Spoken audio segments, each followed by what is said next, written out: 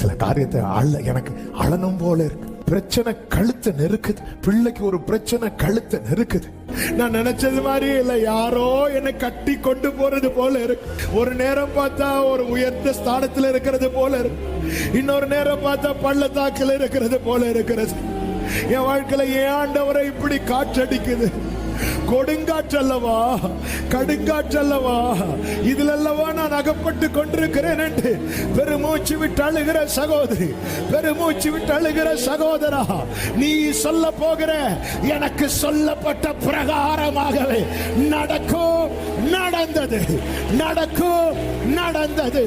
ஆண்டவர் சமூகத்தில் அழுகிற, கண்ணீர் வடித்துக் கொண்டிருக்கிற அன்பு சகோதரா, சகோதரி, அதாவது நம்பிக்கை இழந்து அழுத ஆகாரின் பெருமூச்சின் சத்தத்துக்கு பிள்ளைக்கு ஒரு வாழ்க்கை கிடைக்குமானால், நம்பிக்கையோடு தேவ சமூகத்தில் வந்து அழுகிற அன்பு தாயே, அன்பு தகப்பனே, உன் சத்தத்துக்கு உன் பிள்ளை வாழ்க்கையில ஒரு வழி பிறக்காமல் போகுமோ?